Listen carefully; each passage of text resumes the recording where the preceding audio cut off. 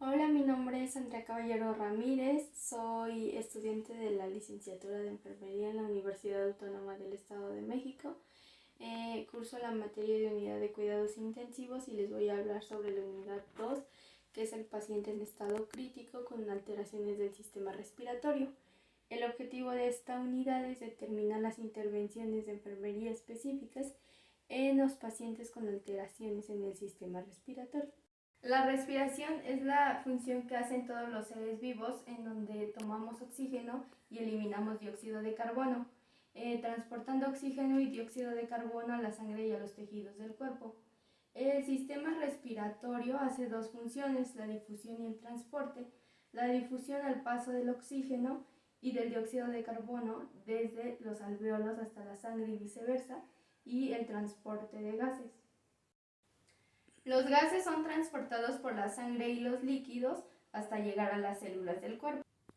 La vía aérea en los seres humanos tiene dos aperturas, la nariz y la boca. Estos están separados por el paladar que posteriormente se unen a la faringe. La epiglotis hace una separación funcional en la orofaringe y la laringe para evitar la aspiración al cubrir la glotis durante la deglución. Al llegar a la carina se dividen dos bronquios que posteriormente se dividen en bronquiolos y después en alvéolos. Estos se encargan de llevar oxígeno a los pulmones para oxigenar tejidos y eliminar CO2. El sistema respiratorio se encarga de regular y de controlar la respiración, de la inspiración y la expiración pasiva, del intercambio gaseoso y del transporte de gases a la sangre.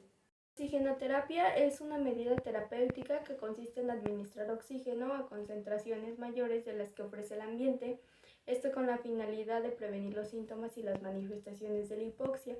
La oxigenoterapia es el uso terapéutico del oxígeno para una parte fundamental de la terapia respiratoria.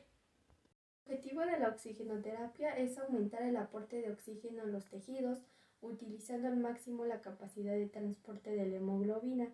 Para ello, la cantidad de oxígeno en el gas inspirado debe ser la que alcance niveles suficientes para saturar completamente a la hemoglobina. En los tipos de oxigenoterapia encontramos la oxigenación normobárica y la oxigenación hiperbárica.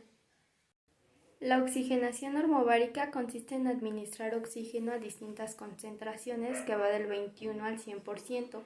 Para ello se pueden utilizar mascarillas, cánulas nasales y puntas nasales. La oxigenación hiperbárica consiste en administrar al 100% mediante mascarillas o cascos oxígeno. En las fases de la oxigenación encontramos la fase 1, que está constituida por la cánula vestibular bilateral, por las puntas nasales o por la mascarilla simple. Esto se va a utilizar con unos requerimientos de bajo nivel de oxígeno, en donde el flujo debe ser de menos 2 litros por minuto, y cuando no se logra el oxígeno adecuado con un FiO 2 del 0.5%, se deberá pasar a la fase 2 de oxigenación. En la fase 2 de oxigenación vamos a encontrar la presión positiva de la vía aérea o de la vía nasal. Esta es la aplicación de presión positiva a una vía aérea del paciente que respire espontáneamente durante un ciclo respiratorio. En la fase 3 de la oxigenoterapia encontramos la ventilación mecánica convencional.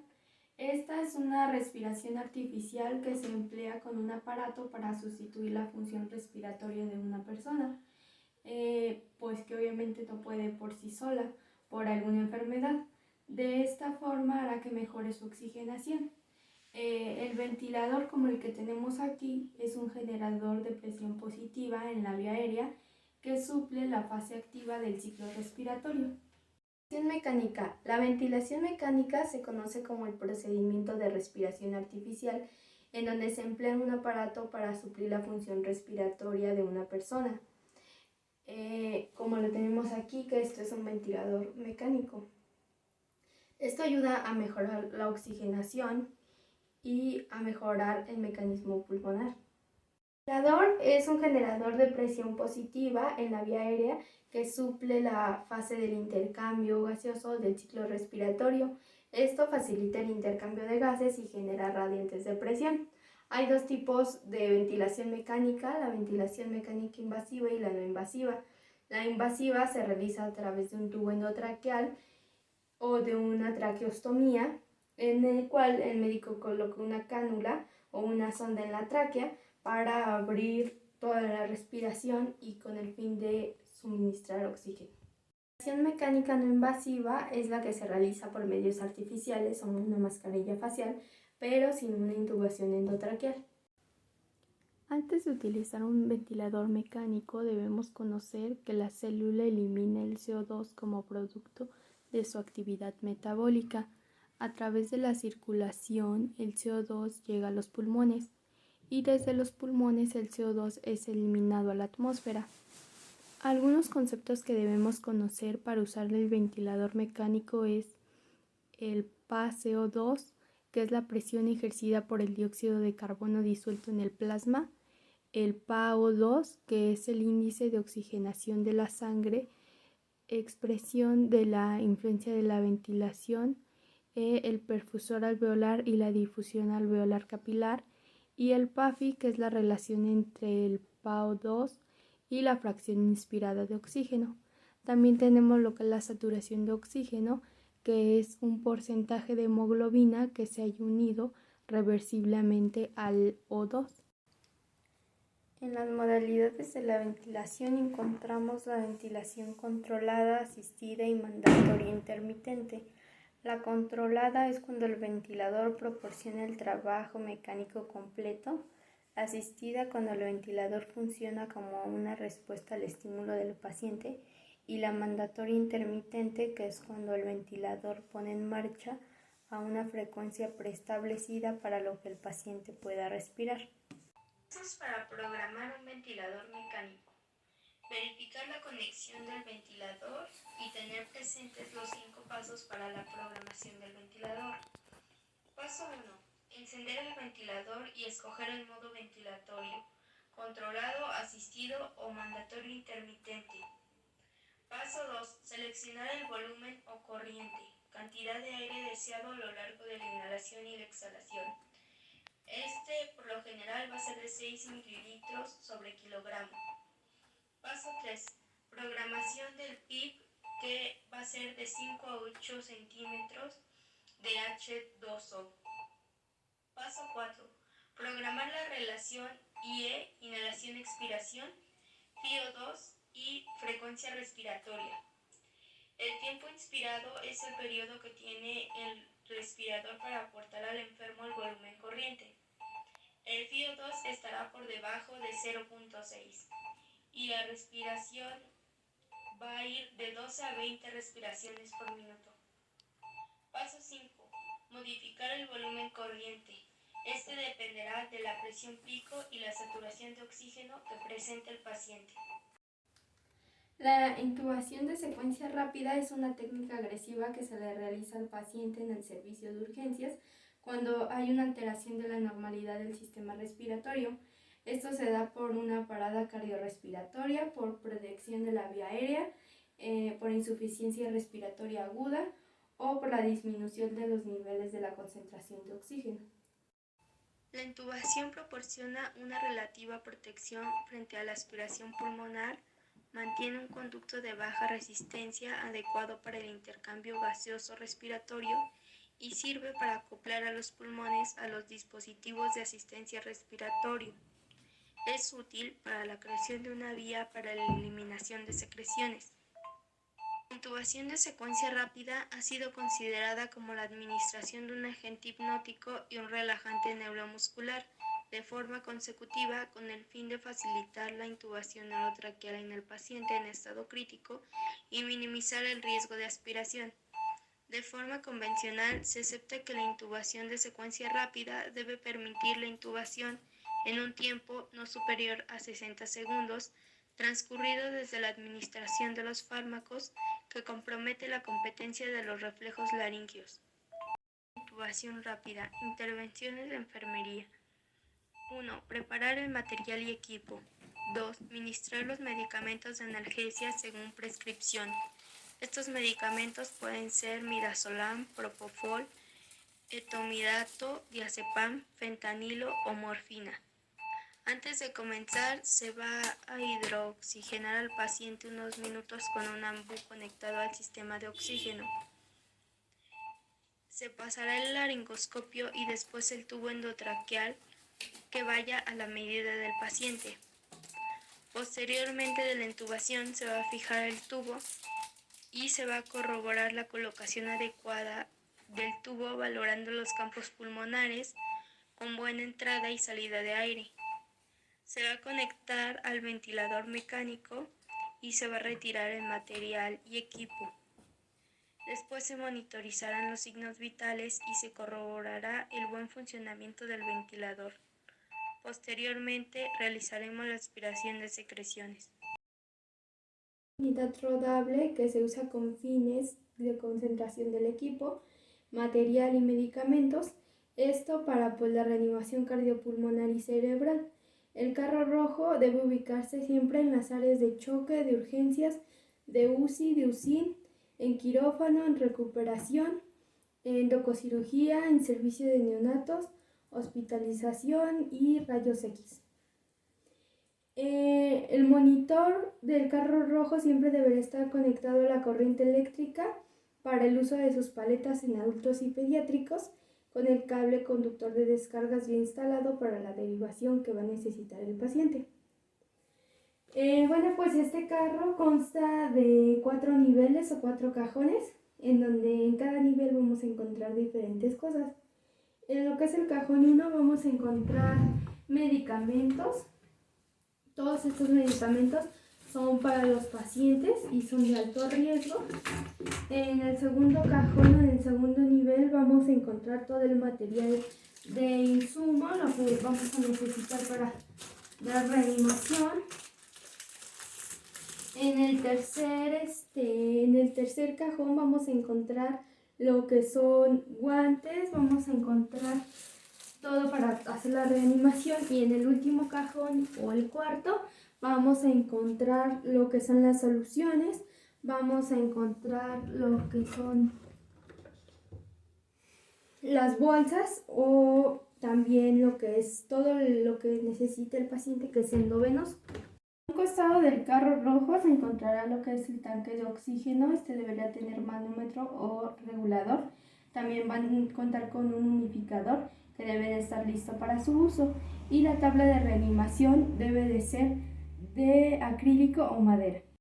En los parámetros respiratorios encontramos la capacidad vital, que es la condición de máximo esfuerzo respiratorio, la capacidad pulmonar total, que es una inspiración forzada, la capacidad respiratoria, que es la inspiración normal, el volumen residual, que es el aire que queda en los alvéolos tras la expiración, y la frecuencia respiratoria, que es la que realizamos en una inspiración normal y va de 18 a 20 por minuto. La aspiración de secreciones se realiza para eliminar la mucosidad que existe en vías aéreas. Esto cuando se impide la entrada de aire a los pulmones, ya sea de boca o nariz. Se realiza también cuando se presenta mucha mucosidad o cuando se detectan los sonidos respiratorios que nos dicen que existen secreciones. Esto con el objetivo de mantener la vía aérea permeable y de prevenir complicaciones.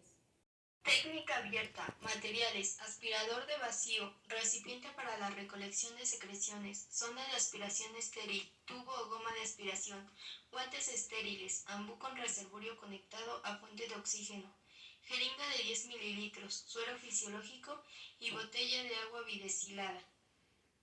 Procedimiento: preparar el material, proporcionar la higiene de manos, poner al paciente en posición semi-Fowler, abrir el material, verter suero salino normal y esterilizado o agua esterilizada en la palanca estéril, ponerse los guantes estériles, sujetar el catéter con la mano dominante y el conector con la otra mano, conectar la sonda al aspirador, lavar y lubricar el catéter, usando la mano dominante, poner la punta del catéter en solución estéril. Usando el pulgar de la mano no dominante, obstruir el control de aspiración y aspirar una pequeña cantidad de solución estéril a través del catéter. Con el pulgar de la mano no dominante, introducir el catéter rápido para suavizarlo en la tráquea a través del tubo de traqueostomía. Insertar el catéter unos 12.5 centímetros en los adultos o hasta que el paciente presente tos. Aspirar unos 5 o 10 segundos poniendo el pulgar de la mano no dominante sobre el acceso del pulgar. Rotar el catéter haciendo girar entre el índice y el pulgar a la vez que se extrae lentamente. Retirar completamente el catéter y liberar la aspiración. Hiperventilar al paciente. Volver a evaluar la oxigenación y repetir la aspiración. Aspirador de vacío. Recipiente para la recolección de secreciones. Tubo goma de aspiración. Ampú con reservorio conectado a fuente de oxígeno a 15 litros por minuto. Tubo de Mayo. Jeringa de 20 mililitros. Suero fisiológico estéril. Botella de agua bidestilada. Guantes desechables. Catéter de aspiración cerrada. Catéter estéril cubierto por un manguito de plástico. Procedimiento. Preparar el material. Antes de empezar el procedimiento, se deberá desconectar al paciente del ventilador. Higiene de manos. Poner al paciente en posición semifowler para favorecer la respiración profunda, la expansión pulmonar máxima. Abrir el material. Verter suero salino normal, estéril o agua esterilizada en la palanga estéril. Ponerse los guantes estériles. Sujetar el catéter con la mano dominante y el recolector con la otra mano para conectar la sonda de aspiración al conductor de aspiración. Aspiración utilizando una técnica aséptica conectado al catéter de aspiración cerrada al circuito de ventilación extrayendo el adaptador giratorio y colocando el sistema de catéter de aspiración cerrado en el tubo endotraqueal o en el tubo de traqueostomía durante una conexión en Y entre el circuito de la ventilación mecánica y el catéter de aspiración cerrado con un tubo flexible. Aspirar presionando la válvula de aspiración y retirar suavemente el catéter. Girar la válvula de control hasta la posición de cerrado. En el orificio de irrigación, colocar una jeringa de 20 centímetros con suero fisiológico estéril. Presionar la válvula de aspiración y lavar el catéter. Repetir hasta que el catéter esté limpio. Colocar la etiqueta identificadora para identificar que se debe cambiar el sistema. Dicho sistema dura 24 horas después de su conexión. Análisis e interpretación del equilibrio ácido-base. El equilibrio corporal entre la acidez y la alcalinidad se denomina equilibrio ácido-base. El equilibrio ácido-base de la sangre se controla con precisión porque incluso una pequeña desviación de esta causaría graves daños a muchos de los órganos del cuerpo. Nuestro organismo utiliza distintos mecanismos para regular lo que es el equilibrio ácido-base de la sangre. En estos mecanismos intervienen lo que es los pulmones y el riñón y a veces los sistemas estabilizadores del pH. Si encontramos el trastorno que sea del riñón, entonces es metabólico, y si es del pulmón, entonces sería respiratorio. La gasometría es una técnica de monitorización respiratoria invasiva que nos permite detectar el pH del cuerpo y las presiones parciales de oxígeno y dióxido de carbono por medio de una muestra de sangre. Aquí tenemos como una tablita donde nos dice que si el pH es menor de 7.35 se le conoce como acidemia o acidosis, y si el pH es por arriba de 7.45 se le conoce como alcalemia o alcalosis. La acidez de la sangre aumenta cuando las concentraciones compuestas de ácido en el cuerpo se elevan. Esto se da porque se ingieren o se producen en mayor cantidad o su eliminación no es la correcta. También se da por la concentración de sustancias básicas o alcalinas en el cuerpo que se disminuyen porque se ingieren o se producen en menor cantidad o su eliminación no es la correcta. La alcalinidad de la sangre aumenta cuando la concentración de ácidos en el cuerpo disminuye o cuando aumenta la concentración de bases. El pH es el logaritmo negativo de la concentración de hidrogeniones de muestra. Es un indicador de la acidez o alcalinidad. Sus valores normales van de 7.35 a 7.45. La acidemia es el aumento de la concentración de los hidrogeniones en la sangre y la alcalemia es la disminución de la concentración de los hidrogeniones en la sangre. El PaCO2 es la presión ejercida por el CO2 libre en el plasma. Este va de 35 a 45. Si es menor de 35 se le conoce como una hipocapnia y si es mayor de 45 como una hipercapnia. La PaO2 es la presión ejercida por el oxígeno que se haya disuelto en el plasma. Este va de 70 a 100 milímetros de mercurio. Por debajo de 70 se le conoce como hipoxia y por arriba de 100 se le conoce como hiperoxemia. El HCO3 o el bicarbonato mide la saturación de los componentes básicos del equilibrio ácido-base. Este va de 22 a 26 miliequivalentes sobre litro. También tenemos la EB, que es la medida del nivel de ácido metabólico. La acidosis es un proceso que tiende a disminuir el pH inducida por una disminución de la concentración de bicarbonato o por un aumento del PCO2.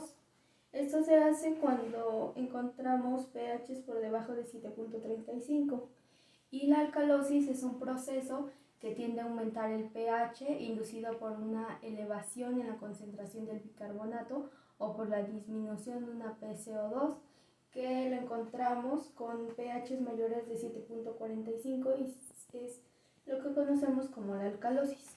Lo que viene siendo la acidosis encontramos la metabólica y la respiratoria.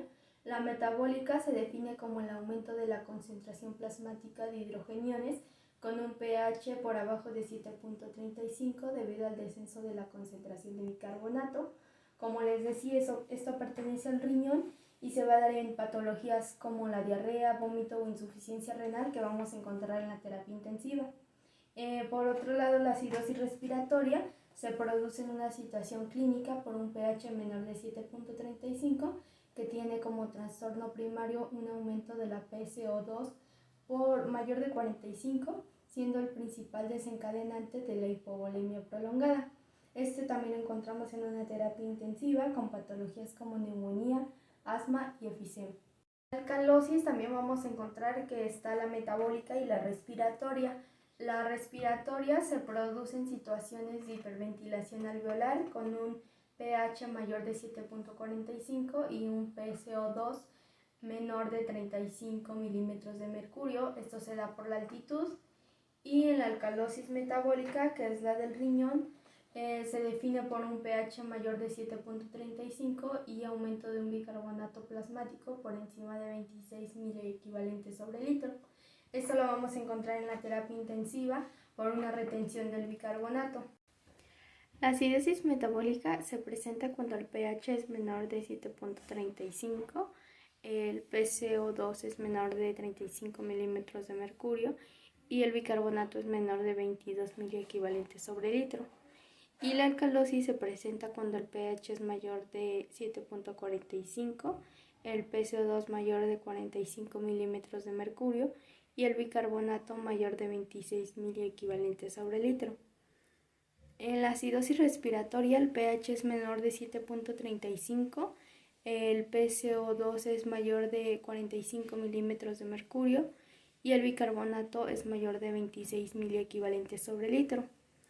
La alcalosis respiratoria nos dice que el pH es mayor de 7.45, el PCO2 es menor de 35 milímetros de mercurio y el bicarbonato es menor de 22 miliequivalentes sobre litro.